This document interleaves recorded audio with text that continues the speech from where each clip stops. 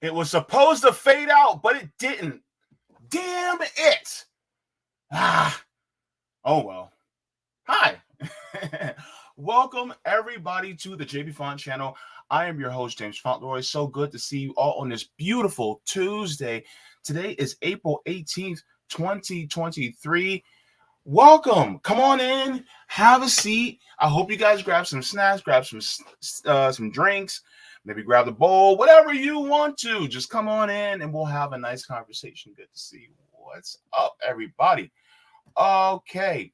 Now, as you guys know, the Jaybefaunt channel is available on all major podcast platforms, so subscribe to me there. I'm also part of the Revolutionary Blackout Network, so you can catch me on the JB Show on Sundays at 1 p.m. Eastern, on RBN Live on Tuesdays at 4, and the Sabi and JB Show on Thursdays at 6.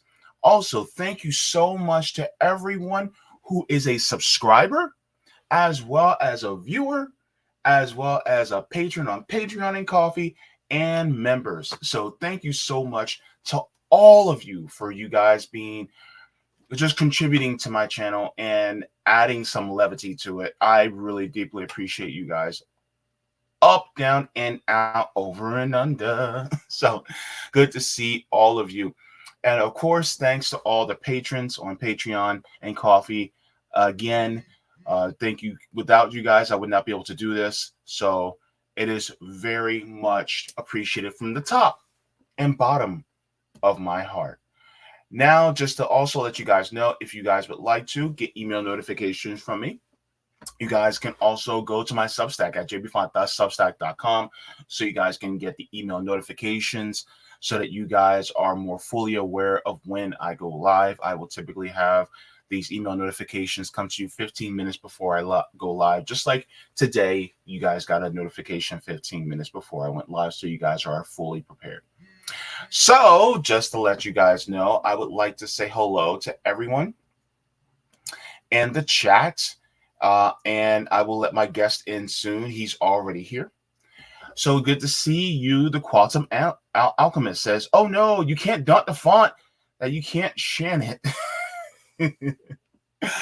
So Nina Sawyer says, greetings, comrades. My neighbor's house caught fire this morning from the generator. Oh no.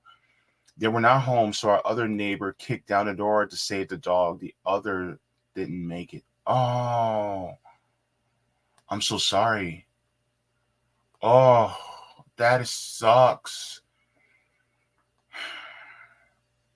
My heart's with your neighbors. I'm so sorry. And you know what? Um, your other neighbor is a hero. Wow. Thank you so very much. Good to see you, though. Thanks for joining, despite the circumstances. CBC voter coming in saying happy Tuesday at JB. So good to see you. Also, CBC voter. Quantum Alchemist says happy Tuesday. All we have Sweary Fairy Bestie of Besties saying nice peaceful music, Bestie. Thank you. Thank you so much. I try.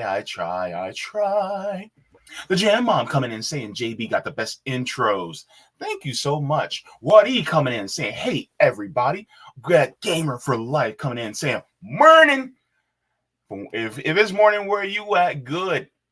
We have Wicked Sin coming in saying, Sarina, so sorry to hear. Yeah, look, give Sarina some love in the chat, because even though it's not her home, that's still her neighborhood. She probably knows her neighbors, and that's still, that really hits the heart. So give her some love in the chat, by the way.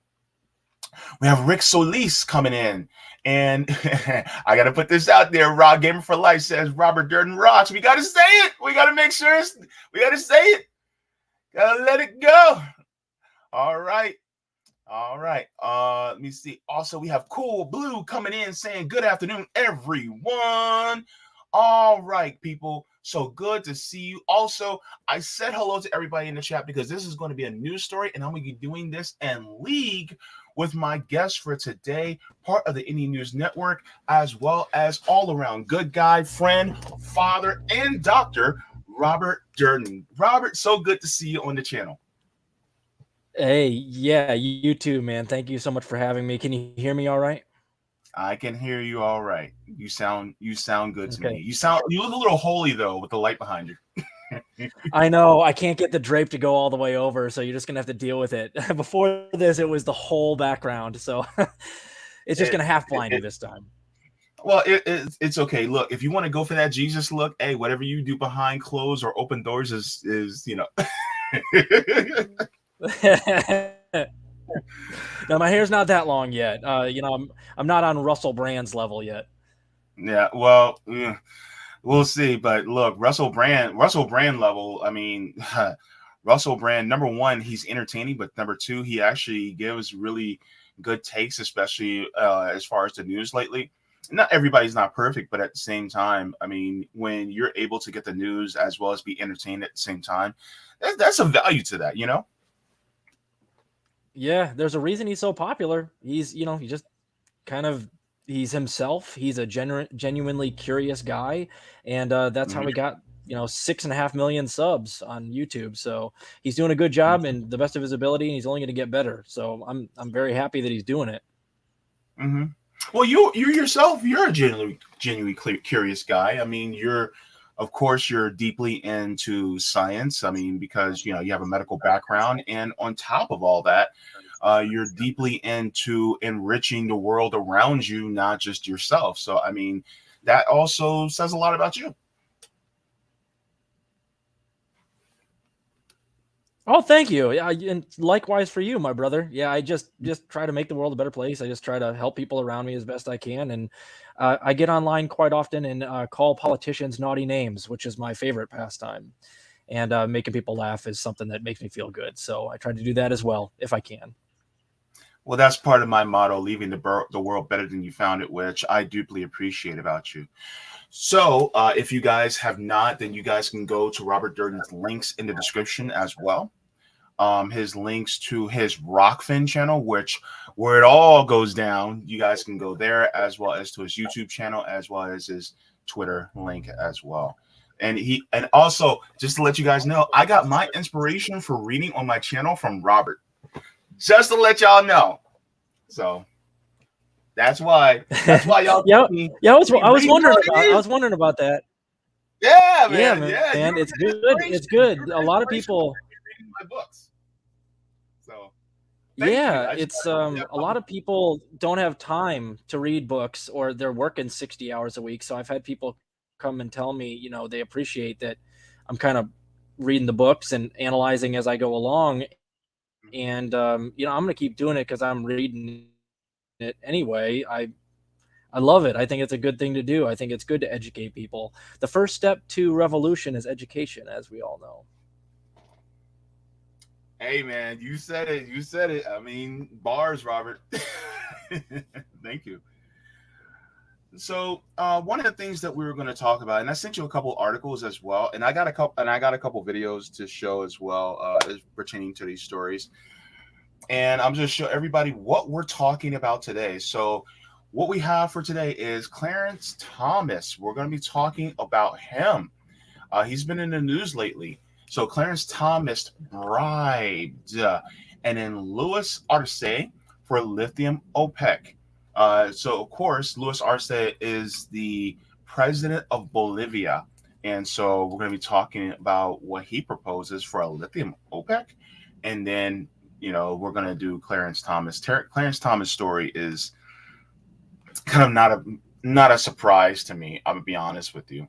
So it is. We're gonna get into it, but yeah, it's gonna be a really good story.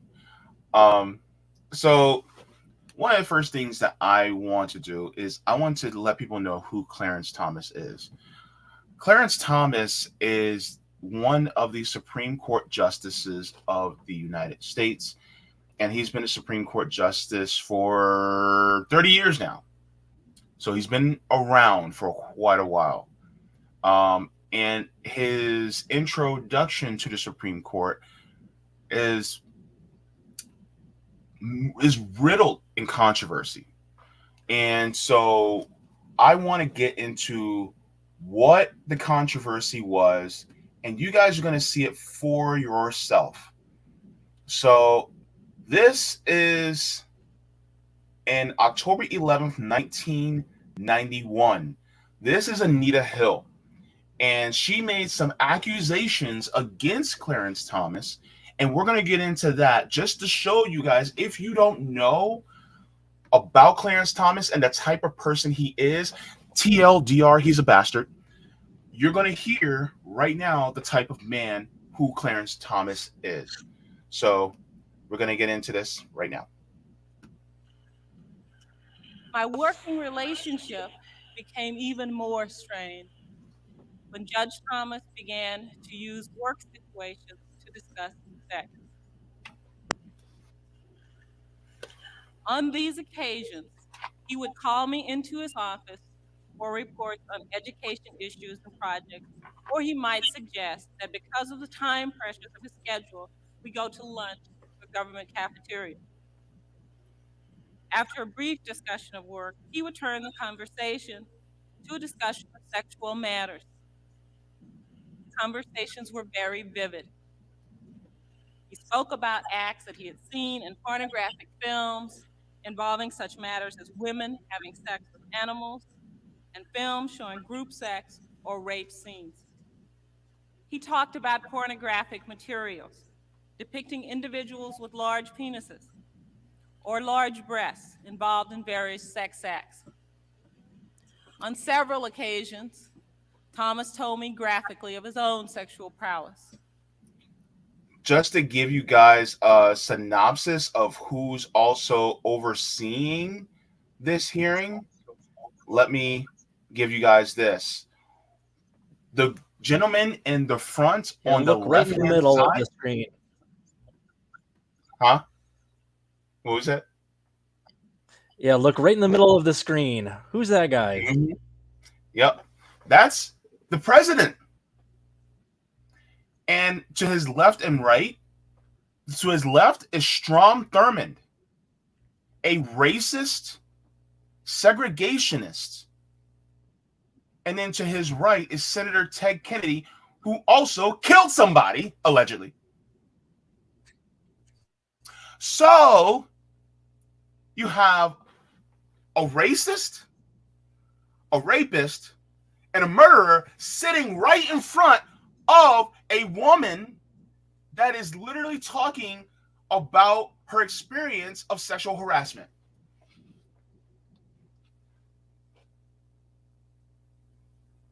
I'm putting it this way. I'm not mincing no words. Am I, Robert? No, you never do. That's why I like you so much. Thank you. So you have Strom Thurmond, a racist, and then Joe Biden just talked to Tara Reid, right? I think this is 2 years before he did what he did to Tara Reid, which means that if he had a history of doing that to Tara Reid, then he could have probably done some things earlier in his life to other women, allegedly. And then you have Senator Ted Kennedy. So really, you have two Democrats, and I think Strom Thurmond was a Republican. I can't. It's hard to tell these days, right?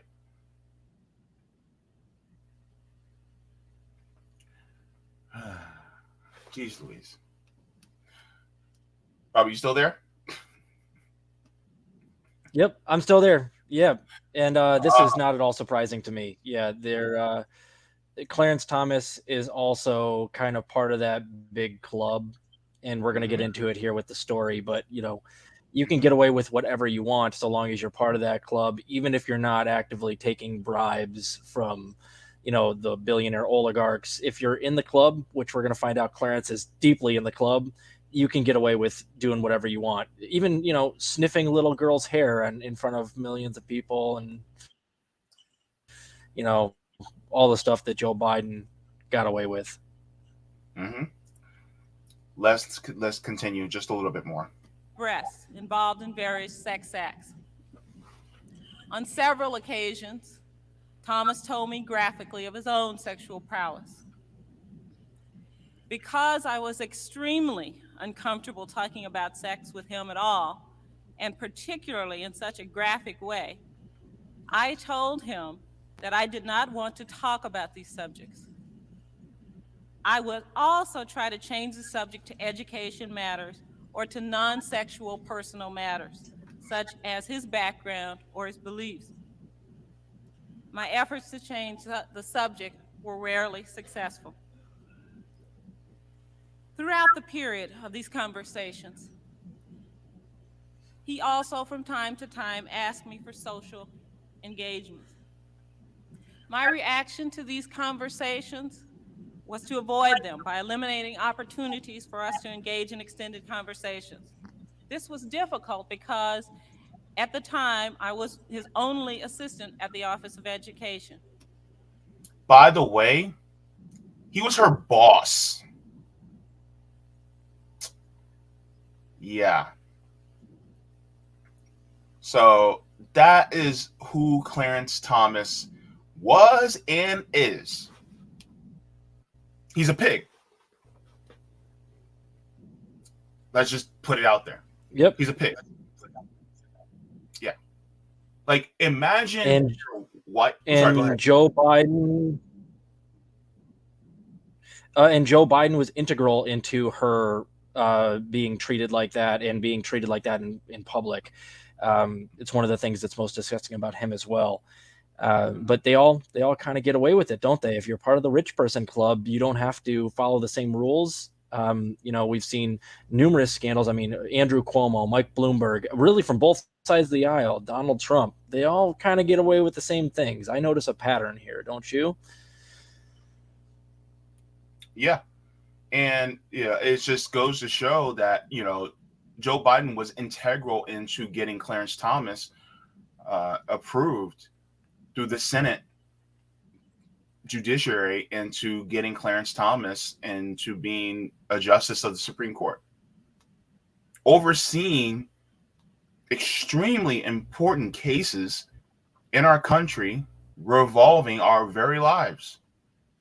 And this man, this pig, has been on the seat of the highest court of the land for over 30 years. So if you want to figure out why the reason why our nation is really a shit show, well, look no further at people like Joe Biden and Clarence Thomas, Strom Thurmond, and Ted Kennedy.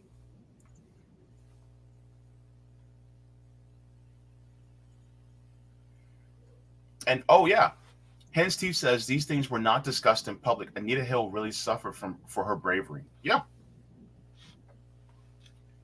And unfortunately, this happens a lot, especially to women. So the reason why I brought that video up is to give you guys a background into who Clarence Thomas is. Now, there's a story of Clarence Thomas that came out recently out of ProPublica that we're going to discuss. And the caption says, for over 20 years, Supreme Court Justice Clarence Thomas has been treated to luxury vacations by billionaire Republican donor Harlan Crow. And so it says he goes on cruises, far-flung locales on Crow's yacht, flies on his private jet, and keeps company with Crow's powerful friends at the billionaire's private resort.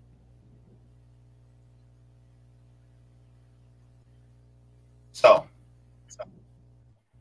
as the extent of Crow's largesse has never been revealed until now.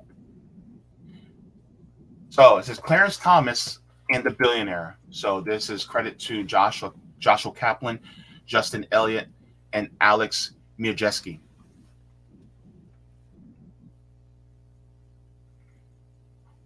So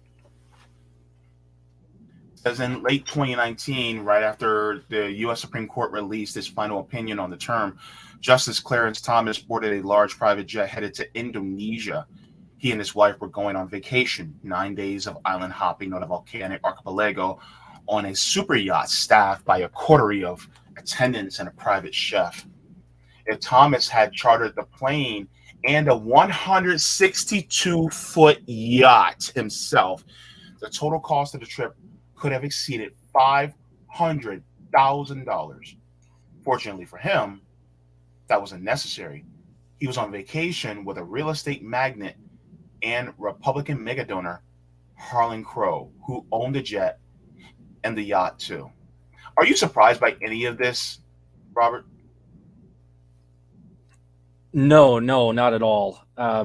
And that's the way these things work with in terms of bribes going between powerful people. For instance, Harlan Crow is just a billionaire who wants to influence politics. He says he's friends with Clarence Thomas, which, you're allowed to have friends, but these billionaires are savvy in that they never do any quid pro quo bribing. What they do is instead they pamper you and they create a lifestyle and immerse you in it because they have infinite money.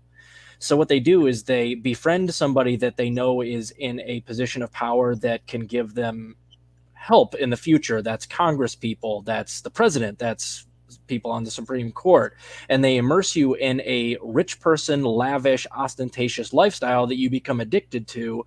So they don't have to bribe you per se, they just wine and dine you so that you like them, and that you would never cross them or pass any legislation that would actually hurt said billionaire. So they're off the hook in terms of actually bribing, but what they're actually doing is they're creating a lifestyle that a lot of these people become addicted to, and they befriend them, they treat them nicely, they, hey, you got any unpaid parking tickets there, Clarence? I'll pay those for you, don't you worry about it, because we're friends, right? We're friends. But then they know in the future Clarence is never going to cross or rule using his position of power against people like Harlan Crow. So that's the way that this works. The big club protects itself. They have their own class interests, and Clarence Thomas, he's got this background like you're talking about right here, yet we know that he'll never make a cross move in terms of giving women right to their own bodies, for instance, via the Supreme Court. He'll never do anything that goes against the class interests of people like Harlan Crow. And the Harlan Crow is not an anomaly. All the billionaires do this exact same thing. They recognize where the power centers are and they buy them out, but it's not like they just hand them a duffel bag full of money. They will like they do with doctors to push something like OxyContin or new medicines, is that the big pharma billionaires and their legion of lobbyists go into doctor's office. They say, hey, look, I want you to look into this new drug that we've created here, and it's extremely expensive, but it's got some, good things about it, it's got some bad things about it, but here, we're gonna fly you out to Barbados, and we're going to tell you all about this new drug that we've got, and we're going to pay for it, all expenses paid. We're going to have you eat at the finest areas. You're going to stay at a 5-star hotel, and you're going to spend a week out there learning about this new drug. So it's not really a bribe, it's a kickback, and they create a situation where the doctors can't possibly say no, and they just treat them really well. So the next thing you know, those doctors go out there and prescribe those drugs in droves. Same thing with Clarence Thomas in this situation. They're the billionaire moneyed interests just buy you out by raining lavish lifestyle down upon you, and that's what's going on here. Yeah, and thank you for that breakdown, because a lot of people aren't realizing that this is literally going on in the United States Supreme Court as we speak. And the fact is that it's part of my question is, who else is this happening to? Who else is doing this? Because you have Kagan, Sotomayor, Kennedy, Roberts, Coney Barrett, and oh my God, what's that Kavanaugh. asshole's name? Kavanaugh. Sorry, Kavanaugh. Yeah. So yeah, you have those people, and it's just like, who, like, the hell? Anywho, I'm pretty sure that they're getting, they're getting a little something. They're getting their palms greased.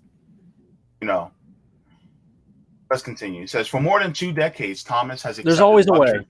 There's always a way. Absolutely. For more than 2 decades, Thomas has accepted luxury trips virtually every year from the Dallas businessman without disclosing them. Documents and interviews show. It says, for more than 2 decades, it says, a public servant who has a salary of $285,000. He has vacation on Crow's super yacht around the globe. He flies on Crow's Bombardier Global 5000 jet. I'm gonna let you guys in on what this jet looks like. This jet, I ain't gonna lie, this jet is actually beautiful. As somebody who kind of likes planes, this jet is beautiful.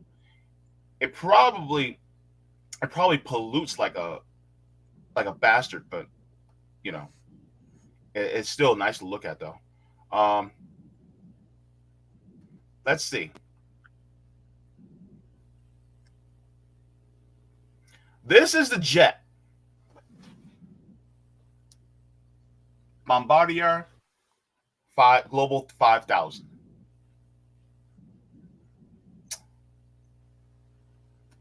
That's what Clarence Thomas has been flying on.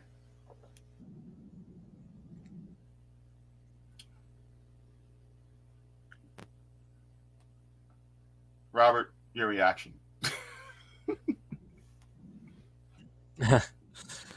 My reaction is that Clarence Thomas, he does make a fair amount of money, and most of these Congress people, their actual salaries, they're not poor people, but they're not on the same level as Harlan Crow or these billionaires, so they can't actually afford to even stay at these type of hotels or to fly on these types of planes.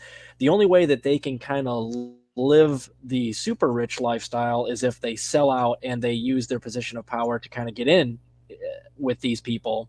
So people like even the Squad, I don't like the Squad whatsoever.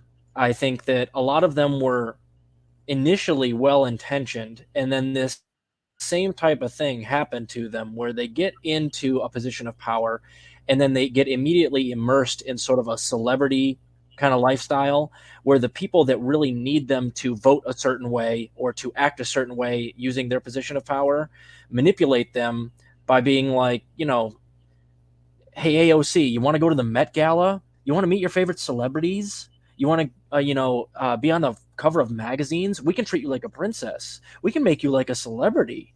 You can live like a movie star if you want to.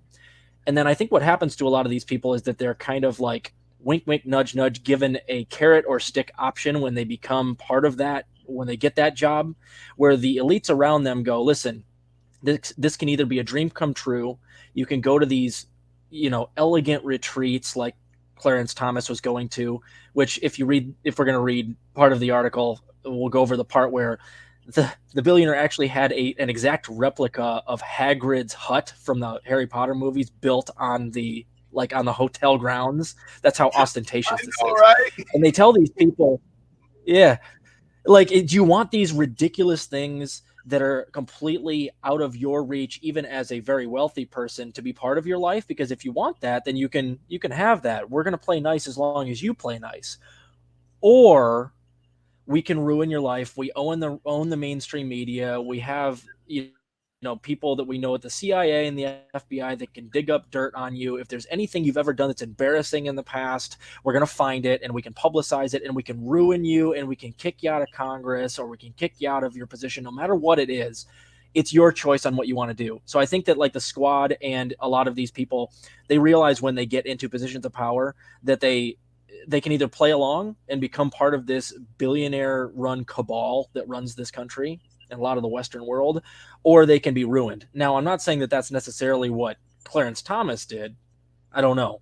But I think a lot of the Congress people, like the squad, they had good intentions. Like Cori Bush, I'm fairly certain she had good intentions. And then she got in there and she's like, well, shit, I can either take this book deal that they're offering me and make a ton of money off of other things, other connections that I can make within the Democratic Party apparatus, or I can be like a 2-year congressperson and they'll destroy me if I don't play along.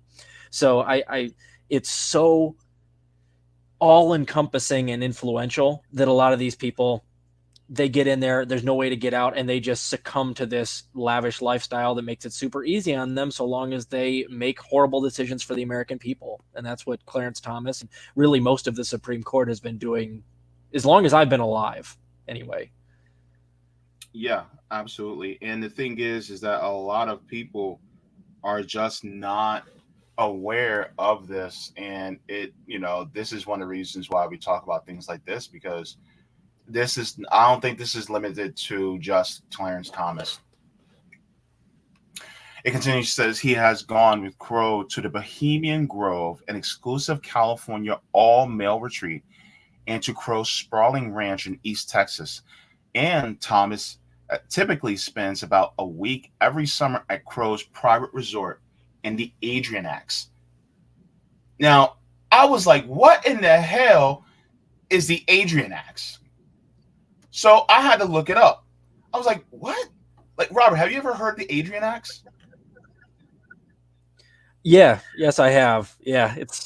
Show everybody what that is. Okay. This is crazy, guys. Like, yo. Okay. If you just Google the Adirondacks, bro, this is the Adirondacks. Like, dude. Look at this. Yeah. It's like the mountain range you see in the backdrops of movies. Yeah. This is wicked. Look at this town, bro. Bro, look at this town. Yeah. And remember that vacation that Clarence Thomas just went on, right? Estimated $500,000. He makes $285,000 a year, which is a lot of money, but it would still take him 2 years at least, just if he saved everything he frickin' made to just go on that vacation. So that's the way they get you, is like these people have unlimited wealth. They can buy and sell politicians who are just like normal, everyday rich people, and they can do whatever they want. They can get them to do whatever they want by showering these things upon them. Jeff Bezos, I think his yacht has a yacht inside of it. Like it has a helipad. It has a helipad, and all he's got to do, and I'm sure it goes down. I don't know if anybody's looked into it, but I'm sure that Jeff Bezos wines and dines, politicians or people that are judges, local politicians, city council people, if they're playing a part in the plan that these billionaires have to keep everything under control, you better believe they're being invited on these lavish, super yachts and super planes and out to private islands. I mean, we don't have to go down this rabbit hole, but I mean, you just saw what happened with Epstein. He's not an anomaly. These billionaires and people that have all this influence, there wasn't just like one Epstein. He's part of a web and a connection network that all do this same type of thing. Yeah. So when I heard this, I was like, what in the hell is the Adrian? Like, this is the Adrianac Historic Lodge. This is a... Bro, you know what this looks like? This looks like the Grand Floridian at Walt Disney World. Yeah. Yep. And the hotel that Harlan Crow invited Clarence Thomas to it's not that big, but it's just as opulent looking. I mean, it's invite only. You're only allowed to go to it. It's not open to public no matter how much money you have. You have to be invited by Harlan Crow. And of course, Clarence Thomas, who would never have a taste of anything like that, the only way he could go is if he gets an invite from Harlan Crow. So it's not a quid pro quo, but it's like, you scratch my back, I'll scratch yours. And this is how it works between all of these rich people and Congress people and judges. Man, this is some shit. All right. So that's why I had to stop and be like, what in the hell was that? Just in case anybody's curious, because look, I'm so broke, I never even heard of the Adrianacs. Dear God. Okay. So it says the extent and frequency of Crow's apparent gifts to Thomas have no known precedent in the modern history of the U.S. Supreme Court. These trips appeared nowhere on Thomas's financial records. His failure to report the flights appears to violate a law passed after Watergate that requires justices, judges, members of Congress, and federal officials to disclose most gifts, two ethics law experts said. He also should have disclosed his trips on the yacht, these experts have said. Thomas did not respond to a detailed list of questions. In a statement, Crow, the billionaire mega donor, acknowledged that he'd extended quote-unquote hospitality to the Thomases over the years, but that the Thomases never asked for any of it. This is the key. And it was, quote, no different from the hospitality that we have extended to our many other dear friends. Bullshit. I am calling bullshit right now. Dear God. If you look into who those dear friends are, most of them are going to be people that are in positions of power that need to be wined and dined for the purposes of pushing Harlan Crow and his family's like political ideology. Yeah, I'm sure he does have actual friends, but a lot of the people that end up being his friends are just people that they're, subtly manipulating. That's like being in a monogamous relationship and you have sex with somebody outside of that relationship, and then that person goes, that we weren't having sex. This person was just scratching the itch that I needed to be scratched. Yep. And it's just to avoid actually, physically giving money or bribes. But it's just the same. It's just the same thing. Yeah.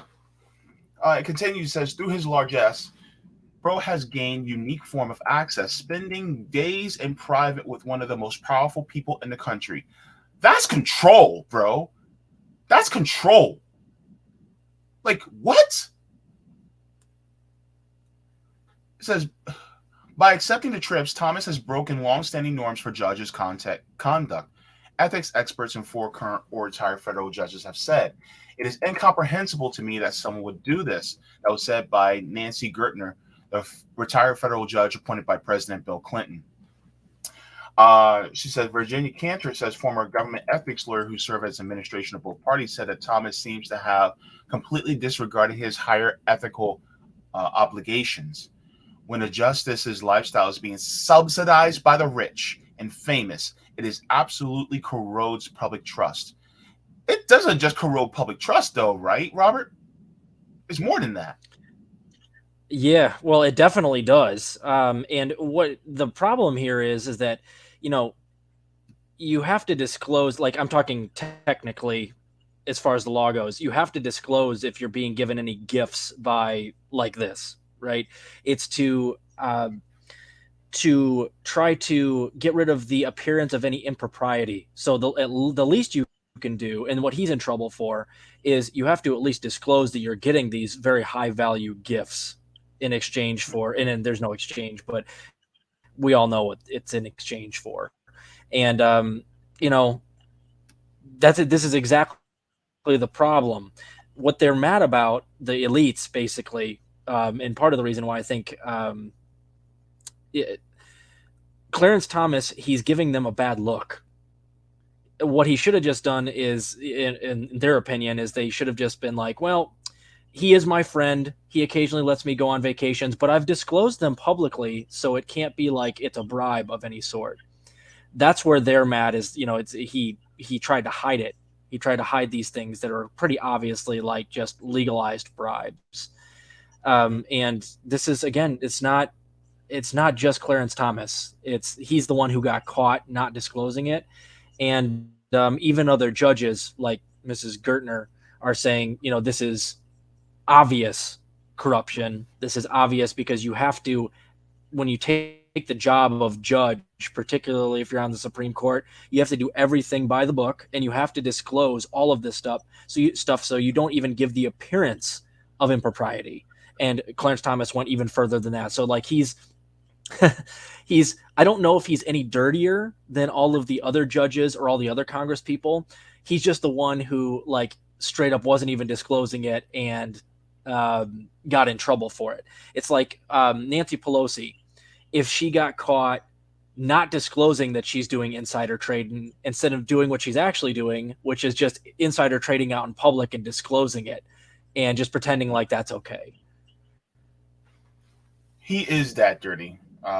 And by the way, guys, Yeah. make sure to like the stream, as well as if you haven't subscribed yet, then please make sure to subscribe. But yeah, so I just want to, dude, this article was bombshell. Okay, so it continues, says Crow met Thomas after he became a justice. So he was already a justice when Crow met him. So this isn't, oh, we've been buddies ever since college. No. This was after he became a Supreme Court justice, which means he was already in the seat of power. It says the pair have become genuine friends. Bullshit. Genuine friends, according to people who know both men.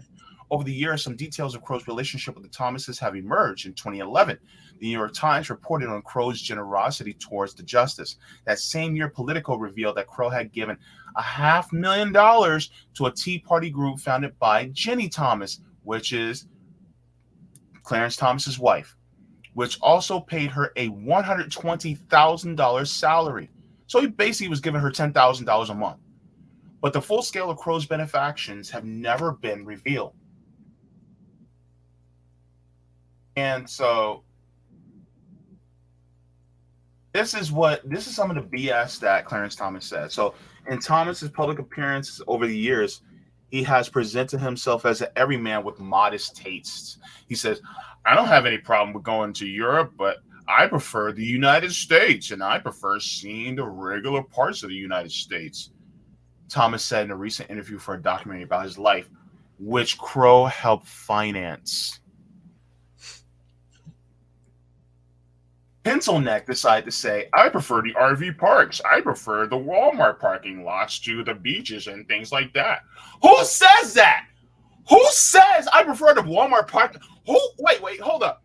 Let me put both our faces up. Get off me. Who says I prefer to go to the Walmart parking lots? What? Robert, do you prefer the Walmart parking lots? This is the over elaboration of a bad liar. Like he's trying to put out the.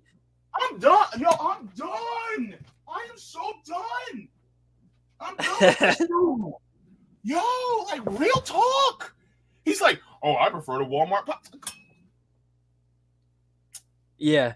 No, it has nothing to do with it. He doesn't actually like those things. He's saying what he thinks the everyman wants to hear and wants to hear from him, right? So he's over elaborating on what, and it comes off as stupid. Everybody that hears that goes, no, you don't. No, you don't. If you're gonna lie about something like that, just be like, yeah, I don't want to go to a 5-star hotel. It makes me uncomfortable. I'd rather just stay at a normal hotel. But he's like picking in his mind like what he thinks poor people go and do on vacation. Like go and visit Walmart parking lots and RV parks. It's like, really? Okay. How many RV park vacations has Harlan Crow offered you then, Clarence? I don't think he's offered you any, because we all know that that's bullshit and you don't care about taking your 9-day trip to an RV park. We all know you want to go masquerading and gallivanting with billionaires at their all male, $300,000 a week hotel in the Adirondacks. So we all know exactly what you're doing. You're just over elaborating, trying to pretend like he's an everyman, which we all know he's not. And even if he weren't going to like billionaire funded hotels, he still makes nearly $300,000 a year. So we all know that even at that salary, do you spend a lot of time in Walmart parking lots there, Clarence? Methinks not. You don't. This isn't. He's just saying what he thinks poor people want to hear from him. No, he's gallivanting to the Adrianax to participate in sausage parties. That's what he's doing. Yeah. Very rich sausage parties. Yes, very rich. Very rich. But that's how they know. And this whole group, all of those people that you were just talking about, who were like, they were also saying that they know that Harlan Crow and Clarence Thomas have a close friendship. I would like to know who those friends are. I bet you they're also ultra wealthy people that have hung out with the two of them. So of course they're going to say that, because they're all a bunch of friends with a Supreme Court justice who they all benefit from having in their pocket and being friends with, right? So of course they're going to say that. And of course it's funny that I didn't read that part where the documentary on Clarence Thomas is funded by Harlan Crow. Of course it is. Of course. Of course it is. God. Anyway, I don't know if I can read this, but I'll have it. He said, I prefer RV parks. I prefer the Walmart parking lots to the beaches and things like that. If that was the case, then why would you go to the Adrianax every single year, Clarence? Anywho, says there's something normal to me about that. Right. Says, I come from the regular stock. I prefer that. I prefer being around that. No, you don't. You prefer being around an all-male retreat while you're in the Adrianax, smelling that mountain air and smoking those sausages. That's exactly what it is. And trust me and believe, if I had an opportunity to go to the Adrianax for the all-male retreat, knowing my gay ass, I'd be there. Don't fall down that rabbit hole, JB. We don't need you going over to the dark side and starting taking non-quid pro quo, trips on Jeff Bezos' super yacht. You're gonna sell out. I don't need that from you. You're not going. You're not allowed. He's like, no, I know they have gorgeous, go-go boys over there that some hot 30-year-old pool cleaner. But JB, God damn it, just stay here. Stay with the proletariat. Yeah, you're not allowed. We're not letting that happen for you. All right, fine. I'll just gaze lovingly at a picture of Lennon when he was in his 30s. That's all. I'll just do that instead. Just go and lay your eyes on all of the hot people at Walmart, like a normal poor person. Oh gosh. When was the last time you were at Walmart, Robert? Actually, I was at Walmart earlier today. Believe it or not. I'm so sorry. Yeah, I had to get my tires on my car replaced, and they had a sale. Oh well, that's a good excuse. Yeah. All right. So, this is another part. It says Crow's private lakeside resort. By the way, he has a private resort. It's called Lake Topridge. Sits in a remote corner of the Adrianax in upstate New York, closed off from the public by ornate wooden gates. The 105-acre property, once the summer retreat of the same heiress who built Mar-a-Lago, features an artificial waterfall and a great hall where Crow's guests are served meals prepared by private chefs. Inside, there's a clear evidence of Crow and Thomas's relationship, a painting of the two men at the resort, sitting outdoors, smoking cigars alongside conservative political operatives. A statue of a Native American man, arms outstretched, stands at the center of the image, which is photographic in its clarity. Yo, I had to say it like that because that's really how opulent this bullshit is. This is the painting, by the way.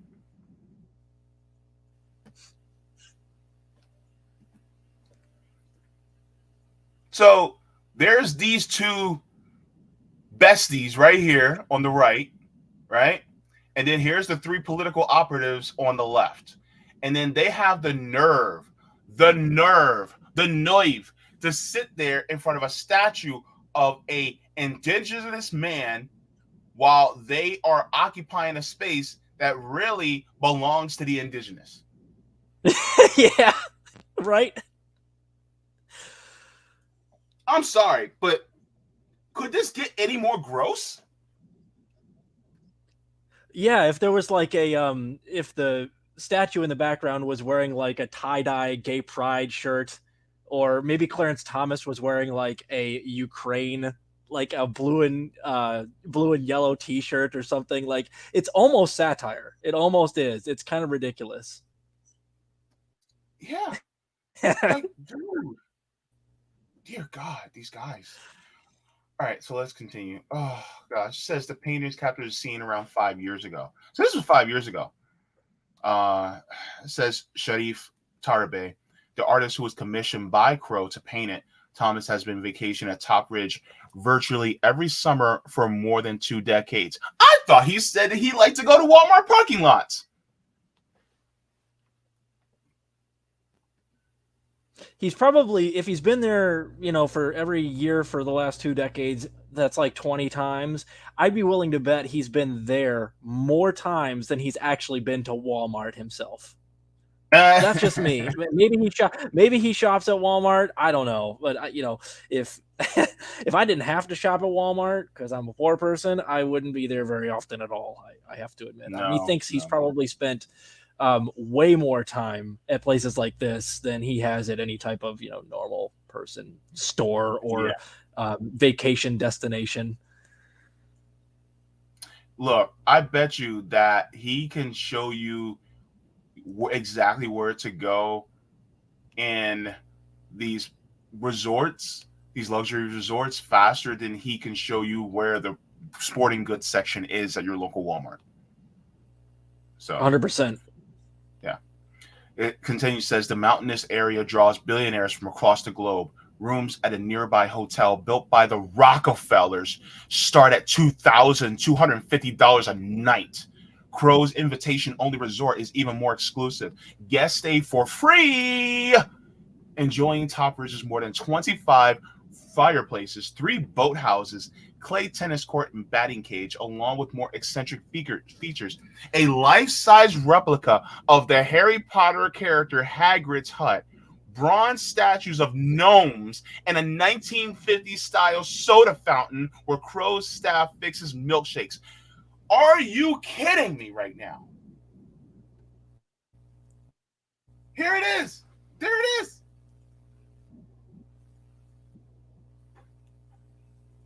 Look at that.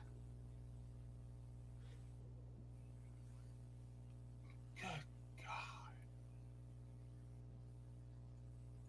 Oh my gosh. During one trip at July 2017, Thomas's fellow guests included executives at Verizon and PricewaterhouseCoopers, major Republican donors, and one of the leaders of the American Enterprise Institute, a pro-business conservative think tank, according to records reviewed by ProPublica. The paintings of Thomas at Top Ridge show him in conversation with Leonard Leo, the Federalist Society's leader, regarded as an architect of the Supreme Court's recent turn to the right. Now, I also want to show you guys this. This is what made me laugh. It says Crow has deep connections with conservative politics. No shit, Sherlock. The heir to a real estate fortune. He's an heir, by the way. Everybody talks about, oh, you got to pull yourself up by your bootstraps. Apparently, Crow hasn't. Crow oversees his family's business empire and recently named Marxism as his greatest fear. What do you guys say about that, Robert? Well, Marxism is probably his greatest fear, because Marxism is more like, equal, to each according to their needs, from each according to their ability type thing. And he has very little ability, yet he inherited billions of dollars real estate fortune. So yeah, if there was a Marxist society, his way of life, the life where you're building Hagrid's replica hut in your front lawn and you have a super yacht with a helipad on it, that way of life goes extinct if there was a Marxist society. So of course, Marxism probably is his greatest fear. But as a Marxist, I would love nothing more than for there to be no more people like Harlan Crow. And if the people, I don't have a problem with people making some money, but at the same time, the days of this person owning this amount of, like, what was it, over 100 acres, 102 acres or whatever, and having mansions that they invite heads of state out to, and people that run think tanks, that lifestyle is gone in my world, in my ideal world. So I'm not surprised that he's afraid of Marxism. It would put an end to all of this, all of these rich kids being able to buy whatever they want. I'm not, without going on too much of a tangent, if you've ever heard of or seen the movie Foxcatcher about John DuPont, who was one of the heirs to the DuPont fortune, and how back in the day he basically bought his way onto the Olympic wrestling team. And it's the same type of thing. Like, he had nothing to do with making the fortune that he inherited. And so he basically was into wrestling, bought his way onto the Olympic team, had them move onto his property to train. And then when they wouldn't do things the way that he wanted, he got really irate and he ended up taking a gun and killing one of the Olympians. So that's just, that's what these heiresses, these people that inherit billions of dollars, do. They live this lifestyle that is out of this world. And in a Marxist society, those people don't exist. So, man, you know what I'd say to people like Harlan Crow who fears Marxism? Ooh, that's all I got to say. Yeah, agreed. Yep, it's coming. Marxism's gonna get you. Marxism's gonna get you. Anyway. It says he was an early patron of the powerful anti-tax group Club for Growth and has been on the board of AEI for over 25 years. He also sits on the board of the Hoover Institution, another conservative think tank. So in this part right here, I want to show you guys. It says Crow has long supported efforts to move the judiciary to the right. He has donated to the Federalist Society and given millions of dollars to groups dedicated to tort reform and conservative jurisprudence. AEI and the Hoover Institution publish scholarship advancing conservative legal theories, and fellows at the think tanks occasionally file amicus briefs with the Supreme Court. I'm going to show you guys what one of the latest amicus briefs was. You guys are going to see this, and you guys are going to say, of course. Of course. So let's go there. This is the Hoover Institute, their amicus brief. Hoover Institution says Hoover senior fellows file Supreme Court amicus brief in case challenging President Biden's student loan debt relief program. Of course, Robert. Of course. Not at all surprising. Not at all surprising. The Hoover Institute actually, INN did a 3-part series talking about breaking points and their funding. This is ancillary, but it's kind of related. The Hoover Institute actually funded Marshall Kozlov, who was part of Breaking Points. I'm not sure if he still is, but he was working with Sagar and Jetty on their show. And when Marshall Kozlov was doing anti-BDS, so pro-Israel protesting when there were protests for BDS to, fight for the rights of Palestinians to exist. It was astroturfed by the Hoover Institute. So Marshall Kozlov is basically a pawn of the Hoover Institute as well. Isn't also the Hoover Institute, or is it a different think tank that's associated with the military industrial complex? I'm sure they all are. Most of those right-wing think tanks are very hawkish towards Russia and particularly China.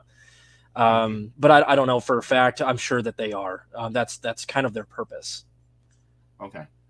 Because I know that Sagar and Jetty especially has been hawkish as far as this proxy war in Ukraine. And so to know that he's backed by the Hoover Institute just tells me everything I need to know about him. And it also tells me everything I need to know about Crystal Ball and how she's willing to sit there next to Sagar and Jetty day in and day out and talk about being left and right-wing populists when in reality, people like Sagar and Jetty are really just pro-war. And this is the same guy that says he wants to be the only blue water navy that actually determines the rules-based order of the world. And I'm paraphrasing. But the thing is like, who are you to determine what people go by as far as the world order? Really, it should be by sovereignty, by different people of different countries. But apparently Sagar and Jetty doesn't believe in that, because if he did, then he would not be pushing and championing this proxy war in Ukraine. He'd be calling for actual peace, but he's not. Yeah. In that expose that we wrote up at INN, it talks about the Hudson Institute as well, and trying to remember Reid Hoffman, who is basically like Pierre Omidyar, part of the PayPal mafia, who is that big group of guys that are philanthropists who basically are shaping the way that like information gets shared and media operates right now, basically creating the new propaganda apparatus for the 21st century. He also, Reid Hoffman, donates to, and I don't know if he still does, but definitely did in the past, Breaking Points. And the Hudson Institute is a right-wing think tank similar to the Hoover Institute. And they, Sagar and Jetty also, he cut his teeth. He got his start at the Institute for the Study of War. So that explains to you why he goes out there and he's hawkish on China, pushing the Uyghur genocide nonsense, all of that stuff. Right, there it is. Indie leftist. That's right. Yep. And I covered that.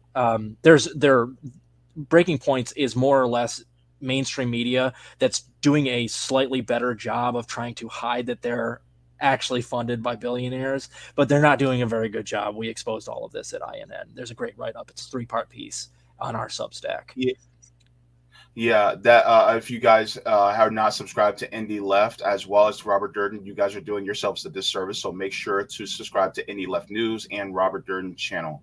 But just to let you guys know, and this is my particular opinion, Breaking Points is just mainstream media with an independent media veneer. That's all it is. I mean, anytime you have an independent media outlet that can pay $10,000 for their desk, you know there's nothing really independent about them.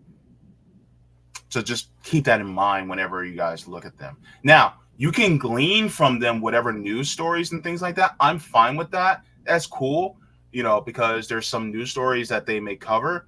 But at the same time, keep in mind, they're no different than CNN, MSNBC, Fox News, New York Times, Washington Post, and all the others. They're no different. It's just they make it look like they're part of indie media. So. Yep. And when you have like the last story, the Hoover Institute dipping its fingers in, the judiciary, right-wing politics, and also dipping its fingers at Breaking Points, you know that there's a problem. You know that there's a problem there with that. That's not indie media. Yeah. But I got about 20 minutes if you want to get to the Arce story, but then I got to get going to pick my daughter up from school. Yeah. So if you guys would like to, you guys can get to that story. This article is also going to be in the description as well. But this story by Arce is also going to be an interesting one. It's not that long of a story, but I wanted to make sure to cover this. But you guys, our courts are not, legit like people think they are. And the thing is, they really control our lives. Now, just to let you guys know, if you guys can, please make sure to like the stream as well. And if you guys have not subscribed, then please make sure to subscribe. So the next story we're going to be covering is Louis Arce for Lithium OPEC. So we're going to be talking about that story as well. And I want to get into that right now. So let's get in. Where's my link? Here it is. All right. So this is out of, it says Bolivian president calls for joint Latin America lithium policy. So this is Louis Arce. This is the president of Bolivia. And this is out of La Paz. It says Bolivian President Louis Arce said on Thursday he will be willing to jointly design a lithium policy with other Latin American countries to benefit their economies, echoing a similar proposal from Mexico's president. Bolivia has an estimated 21 million tons of untapped lithium resources, the most worldwide, in an area sprawling salt flats delineating the so-called lithium triangle that includes northern Chile and Argentina. Robert, remember what Elon Musk said? Yeah, I do. He says we'll coup anybody we want in regards to lithium because Tesla needs the lithium for their batteries. Mm-hmm. And the last thing he said was deal with it. That tells you who we're dealing with. Yep. Again, that just tells you what these billionaires think of in their minds, like how they're like, take over a country, no big deal. We'll just destabilize. We'll actually install people that are willing to let us move into their country and plunder their resources. These people get away with like literal murder. Mm-hmm. Asked Salvador Allende in Chile back in the day. That was a literal boots on the ground coup, and he ended up, I think, committing suicide after he had won the presidential election, and then with a CIA-driven coup, he actually was driven to suicide soon afterwards. Yep, and then they installed Pinochet afterwards. That's right. Yep. Mm-hmm. So it continues. It says, this is a quote from AMLO, President Andres Manuel Lopez Obrador. AMLO says, we must be united in the market in a sovereign manner with prices that benefit our outcomes. And one of the ways already proposed by Mexico's president is to think of a kind of lithium OPEC. It says the objective is to position Bolivia, Chile, Argentina, and Peru as potential promoters of new forms of energy storage that will make it possible to overcome the use of fossil fuels. Demand for lithium used in rechargeable batteries in cars and electronics pushed prices for battery-grade metal to around $85,000 per ton at the end of last year. So 2,000 pounds of it, so costs about $85,000. Arce expressed concern about foreign meddling in the lithium business, particularly from the United States. He's right. He said, we don't want our lithium to be in the Southern Command's crosshairs, nor do we want a reason for destabilizing democratically elected governments or foreign harassment. So he called the United States out.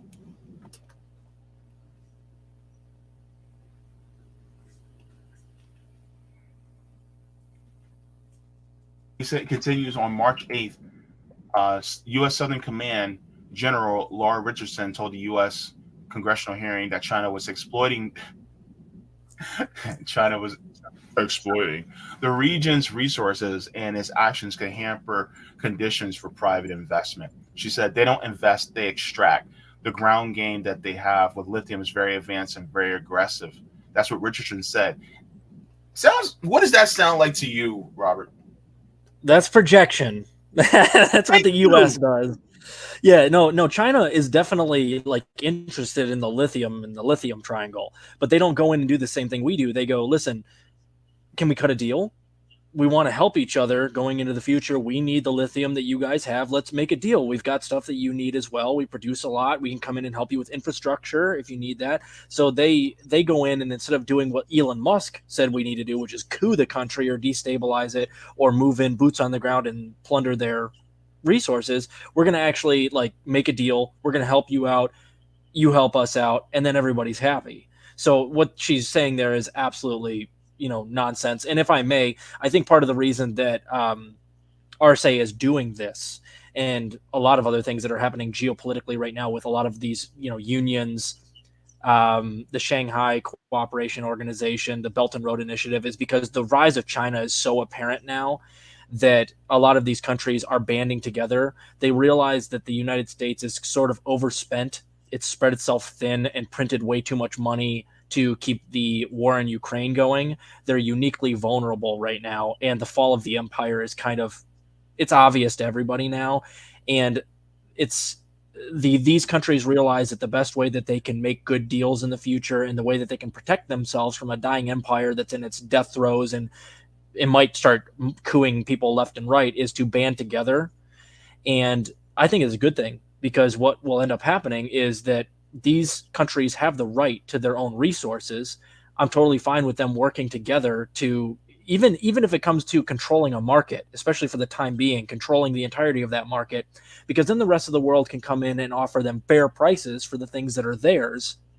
And they can participate in a multipolar world and a multipolar economy in a way that helps everybody, So I think that they're doing it now because they realize that the United States is spread too thin to actually coup them right now.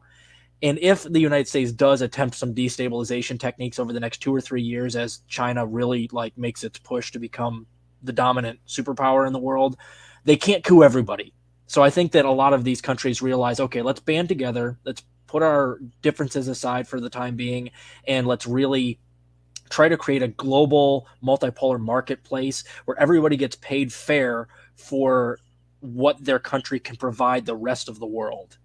And so this is a good thing. It's become apparent that the petrodollar is going to collapse. A lot of these countries in Africa and South America are now going around the dollar. That's not the worst thing in the world. If the dollar loses its value as quickly as I think it's going to within the next 3 or 4 years, you're going to see the dollar plummet in its value. Then the United States can't fund World War III, which we all know that's what they're trying to do with China. It actually makes me happy to see a lot of these countries going, nope, these are our resources, and we're going to band together and protect them. We're going to put all of our differences between countries aside and realize who the true enemy is, which is the plundering, colonizing United States. So they're protecting themselves. I think this is a good thing, and they absolutely deserve their own resources, and they deserve sovereignty and not to be cooed simply because Elon Musk wants some cheap batteries. Yeah, and it's interesting because President AMLO of Mexico was actually talking about how he wants to nationalize the lithium industry in Mexico, and part of me is like, are we going to end up going on in a war with Mexico again? Oh, not again, but kind of again. But yeah, kind of again. This came out not too long ago, but this is out of RT. It says former Mexican President Jose Lopez Portillo was a CIA asset according to recently declassified documents. So they do not like AMLO now because he's going to the opposite direction that they want him to go. Yeah. AMLO is going to need, he's got the right rhetoric and he's got the right idea and he wants to be part of the multipolar world. The problem with what's going on with him is that he happens to share a border with us, which means he's uniquely prone to our invading Mexico. So he's got to be more tactful. But here's the thing, and I forget what show I was watching yesterday. I think it was New Atlas with Brian Berlatic. It might have been Danny Haifong's show. I can't remember. They talk a lot. They were talking about how what's going to happen is that China and Russia will likely get Mexico on board by giving them certain guarantees in terms of providing security at the Mexican border so that AMLO can feel safe and therefore join the multipolar world without having to be worried about an actual boots on the ground invasion into Mexico. Because that's coming, especially if the empire starts to really die and the oligarchs in our country get really, really desperate, which is coming in the next 2 or 3 years. There's going to be some crazy stuff going on. But I assure you, the Chinese and the Russians understand that. They're going to go in and make sure that AMLO is safe. And the only thing you got to worry about beyond that is, again, some sort of coup. Pedro Castillo in Peru. He's the lefty who just won the he won the presidency, 2 years ago. And then he was immediately couped, and now couped via a congressional sort of coup where they changed the law and changed the amount of like the term limits. And since they shortened the term limits in Peru so that he got cast out, even though he was recently elected as president. Something happened where they changed the laws so that he was actually couped via the law. And now, of course, there's another president who was not elected in there. And I wouldn't be surprised to find out that it's actually a lady. I can't remember her name. I wouldn't be surprised to find out she's also a CIA asset. Yeah. Juan Guaido, this lady, and you can only do that so long. If our currency collapses, even the CIA won't be able to perform this stuff all over the world. So it's not the worst thing in the world if that happens, which it's accelerating by the day. And that's part of the reason I think they're creating this OPEC for lithium, is because they realize that right now the United States literally they're overdrawn. They don't have the money to coup everybody. So right now is the time to band together and to actually get some stuff done.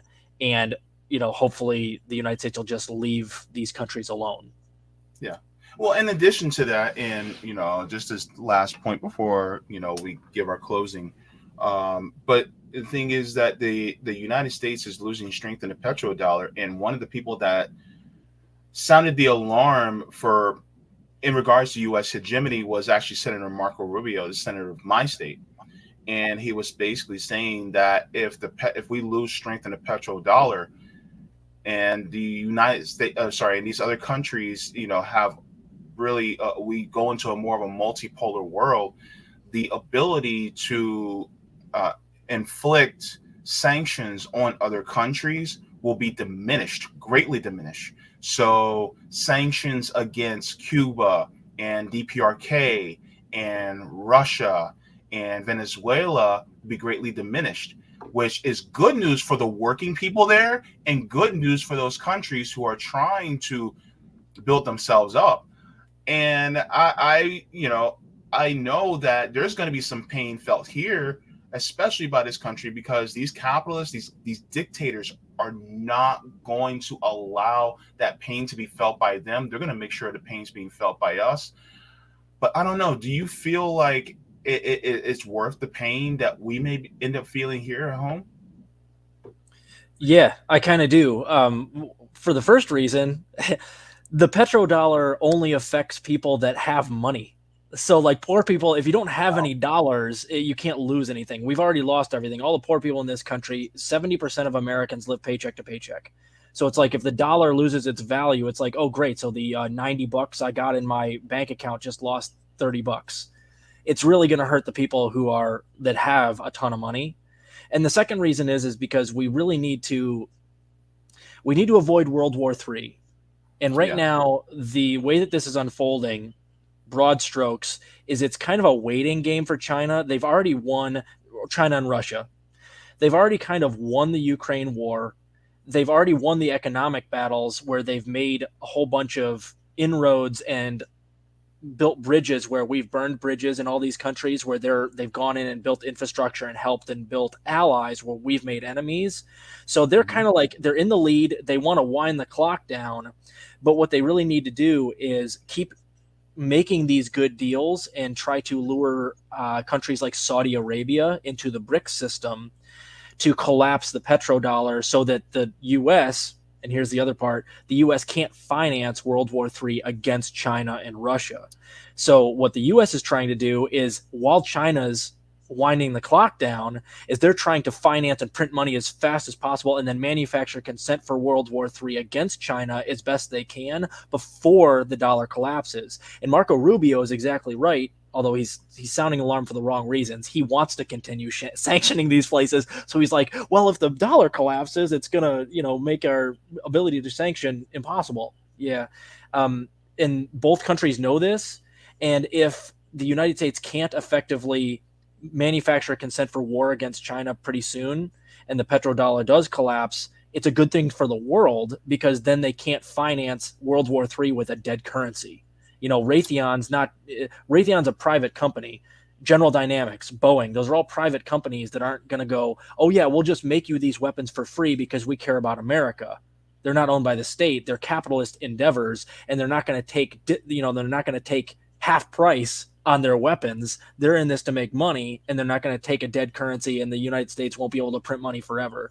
So in a way, yeah, the hurt is going to come back on the poor people a little bit, of course, because when the dollar collapses, a lot of these companies, like for instance, the price of gas and consumer goods is going to go up because these companies will realize that the dollar isn't worth as much, so they'll adjust accordingly and make a gallon of gas will be worth it'll be $6. A loaf of bread's going to go up, but they can't price gouge forever because then the torches and pitchforks come out and they'll have to start bringing their prices down again. So in the end, yeah, like the value of poor people's bank accounts is going to go down just a little bit. The value of very large bank accounts, the rich people in this country, yeah, they're going to be pissed off because they're going to lose a lot of money. But if you're poor, you don't lose anything if the petrodollar loses its value. The problem is that prices will spike for a while. But in the end, if we can avoid World War III, I think it's worth it. And in the end, 20, 30 years from now, after the United States kind of gets its act together and starts taking care of itself a little bit better and starts to show some socialist policies, then maybe we'll be invited for a seat at the big boy table with all these other countries who have decided that they're going to work together. And long term, our currency, or maybe there'll be like a cryptocurrency at that point that has taken over, we'll be able to actually get back on our feet again. But yeah, it's good and bad. I don't think it's going to be as bad for poor people as it is for rich oligarchs that really run this country.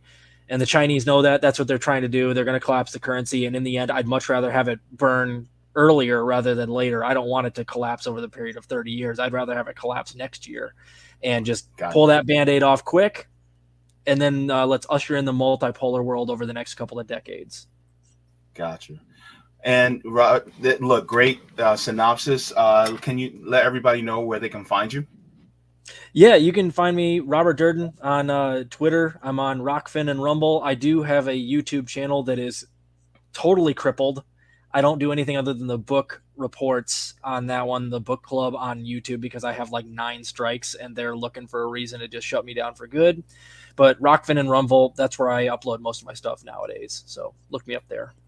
All right, go into the description. You guys can see the links to his channel.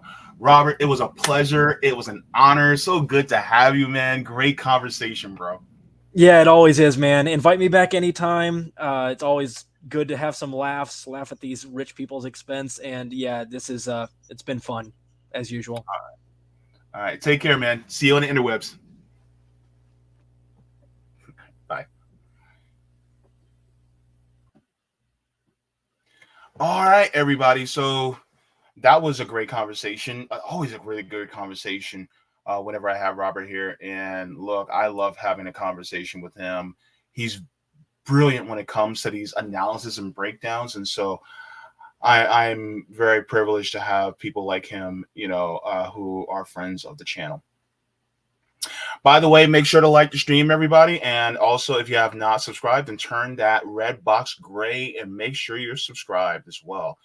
All right. So just want to go to the chat. First, I'm going to go to Rockfin really quick, and we're going to go into that. And we're going to be talking and having our conversations with everybody. Sweet. Let's make that a little bit bigger, baby. Make it bigger, baby. Oh, that's too big. That's what she did. Anyway, let's go. Let me stop. I know people are going to get me for that one. Oh, well. All right. Okay. So thanks for the tip on Rockfin. Roger Meadows. Roger says, money is like a hammer that can be used to build or destroy. Very true. I don't look at the hammer. I look at who's wielding it. In this case, the corporations, Wall Street, who represent the few who using it in a most destructive manner against us, while Supreme Court of the United States are their bodyguards. Replace the wielders with community worker cooperative ownership and public banks using the hammer to build and Supreme Court of the United States mission changes. That's a really good synopsis, Roger. It's not about it's not about the hammer itself, but who wields it. That's also a really good synopsis. Thank you very much.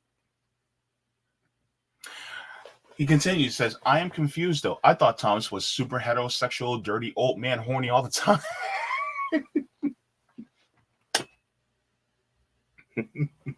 How's he going to an all-male retreat? Right? I'm like, why are you going to a sausage party, bro? He says, besides being an Uncle Tom, that's what he's always been known for. Yeah, definitely. Also, I don't know why this is groundbreaking. Don't you guys remember when the Koch brothers hosted him and Scalia at their homes right before ACA came before Supreme Court of the United States that Charles and David was against? I forgot about that, but thanks for reminding me, Roger. But yeah, him and Scalia, man, Scabby Scalia. Roger continues and says, can we make a deal?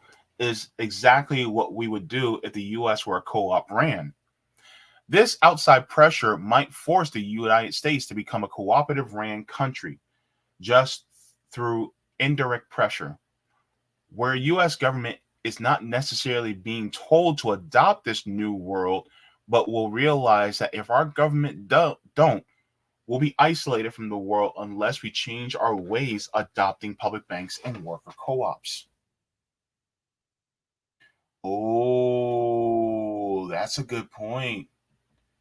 You know how and Roger, you know how a lot of times people will talk about the DPRK, aka North Korea, and they'll talk about how it's so cut off from the world and it's so isolated from the world, when in reality, the United States is really the isolated one. And we're making ourselves, well, not us, but the government is making itself more isolated day after day, year after year, because it is the big bully on the block.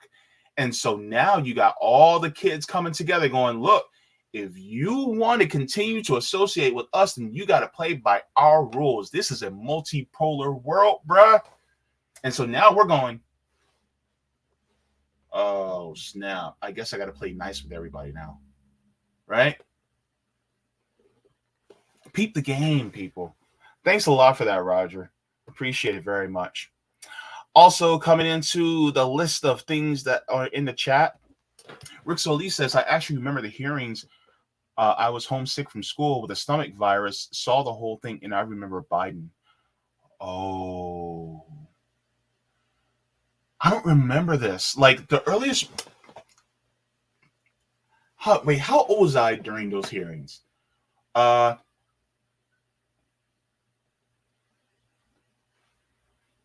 was 7. I don't remember that, though. I was 7 years old. Oh, well. The earliest memory I have of major news was, because I watch cartoons all the time, was the OJ trial. That's the earliest. Was that in 93 or 94?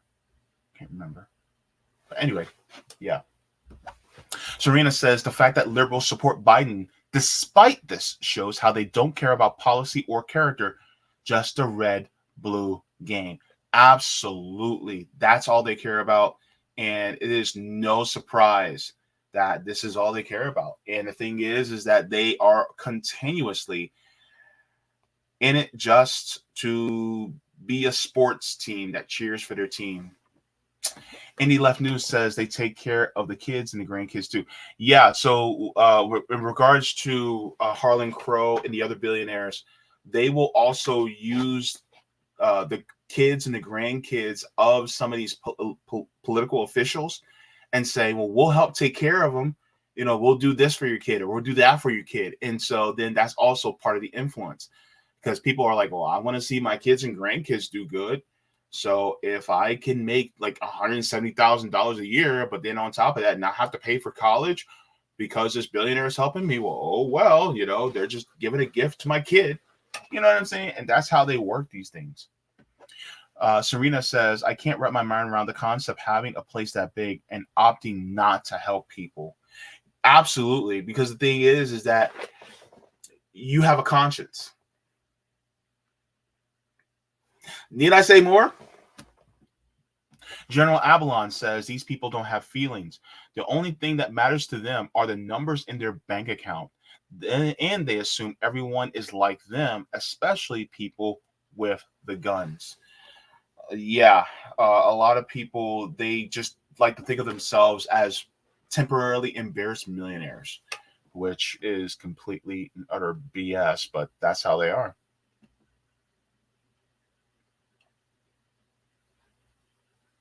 Kami John says the government is also a tool along those same lines.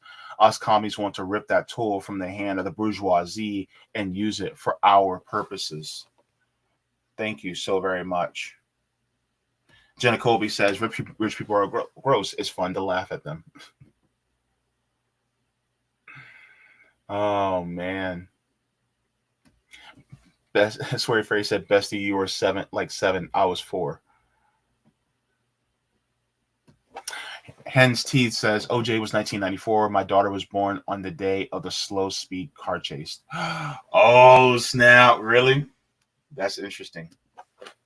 Baba Yaga Forest Dweller says, for Christmas and birthday, start tradition. An easy peasy cheaper gift. Buy silver or grams of gold. Give your family a head start with starting now. It's never too late to start. I mean, that could help stave them off from some of the pain that might end up being felt because of this, influence and economy crashing.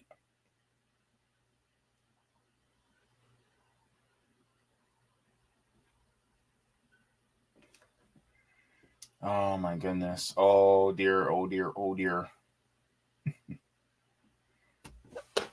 E. Heller says our current octogenarian corporate leaders need to be dropped into. I'm not going to finish reading that. Or no progress will happen. Y'all can read what it says. Y'all can read. I'm not going to say the rest, because I can get in trouble for that, but I don't.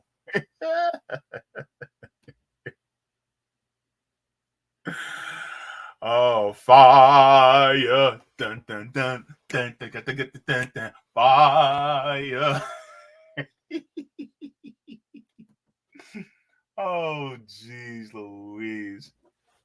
The Jam Mom says, note that Elon Musk is the Trump of the wealthy. He says the ish that he shouldn't.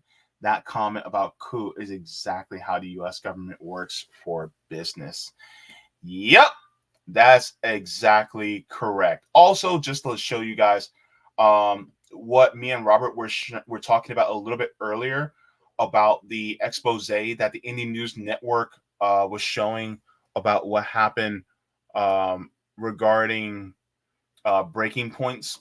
It says Breaking Point's new network features neocons and squad apologists. It says, let's take a deep dive into Breaking Points and their affiliates. This actually goes deep into it, as we were talking about the Hudson Institute as well as the Hoover Institute. And so this goes into it. And so, of course, it talks about, Breaking Points as well as what I like to call the legacy left. And so this is what they are. This, it talks about what's really behind them. And so, this is,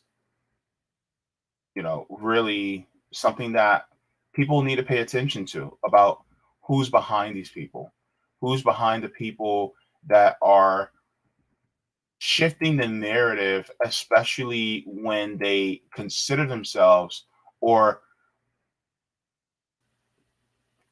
they label themselves as independent. Look at what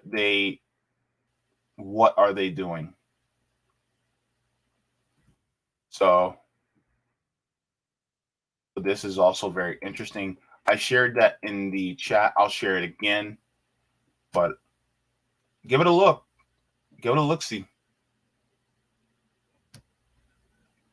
Because it's very, very deep. and very interesting. Yeah. So now, just to let you guys know, I'm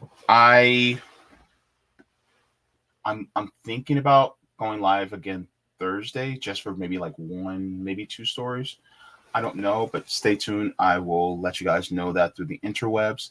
Also, I'll be getting into chapter 11 of Asada Shakur's autobiography on my channel. Yes, I do readings and analysis, just like I was talking with Robert Durden a little bit earlier, of different books that I read on my channel. So I'm reading Asada Shakur's autobiography.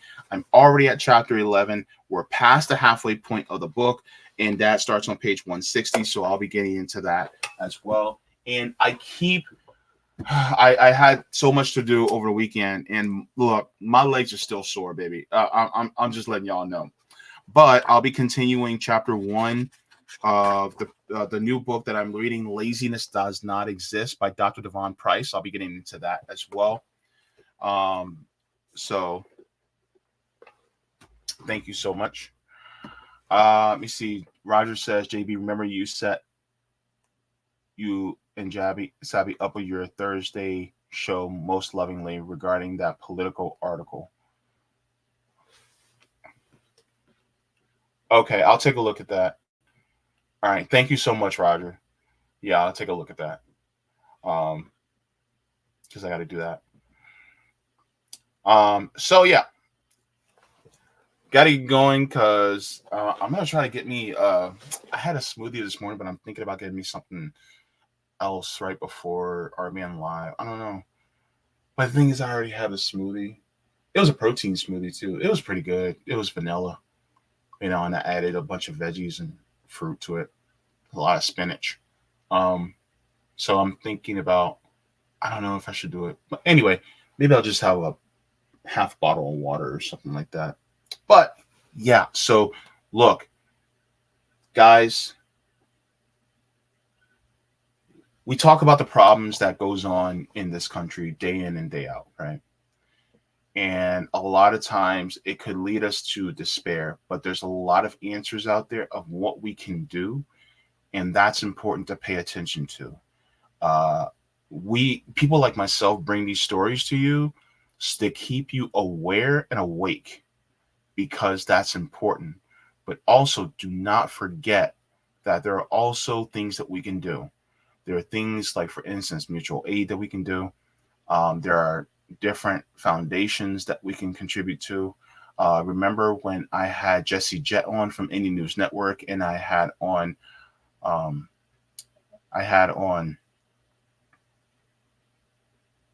oh my gosh, I'm forgetting his name.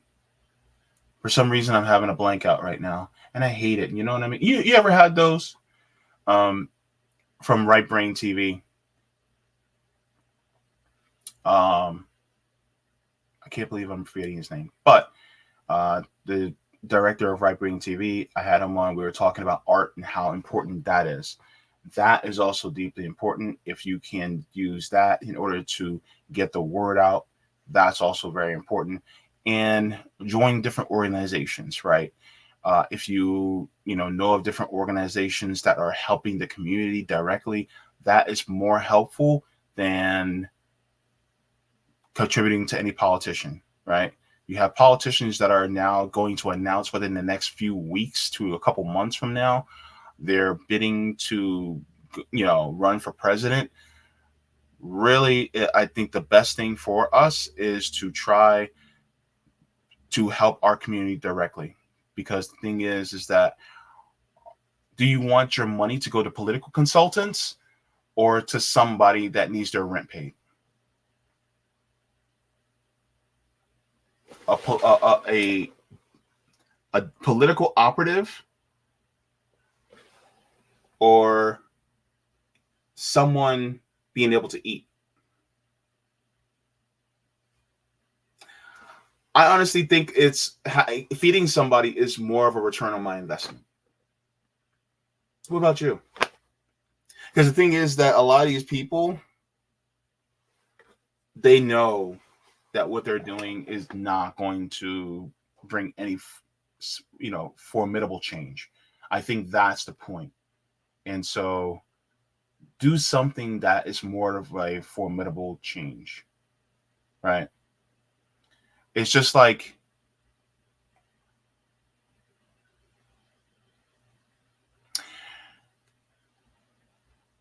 it's like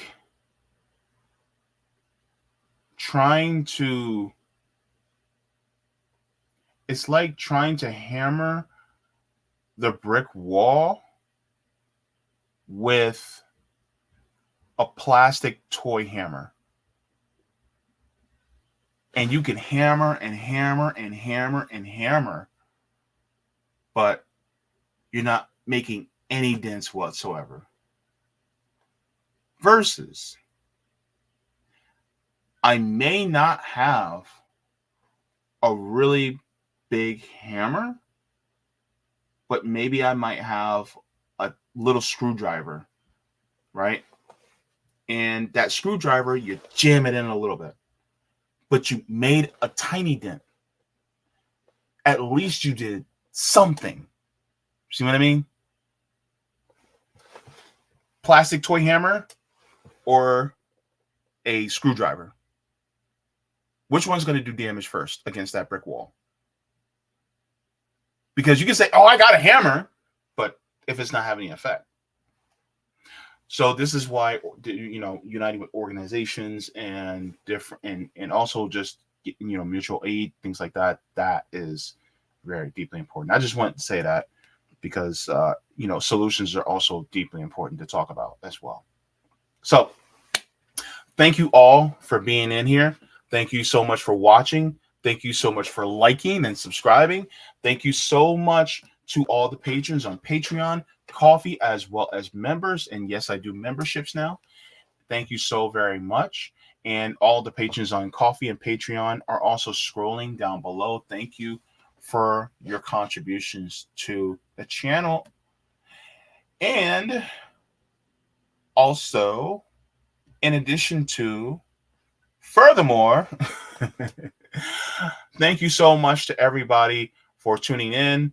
I will be on RBN Live. I'll be joining my brothers on there to talk about some news stories as well. And so, yeah, what should I go out with today? I think I'm going to go out with rock music. Let's do the damn thing. All right, everybody, take care. Hasta la vista. Water your plants, water yourselves, leave the world better than you found it. And smoke them if you got them, drink them if you got them. If you don't got them, then watch something funny, because joy is also revolutionary. Or if you don't have something funny to watch, then play some music, dance. Hell, joke around. If you got a significant other, you know what to do. Yeah.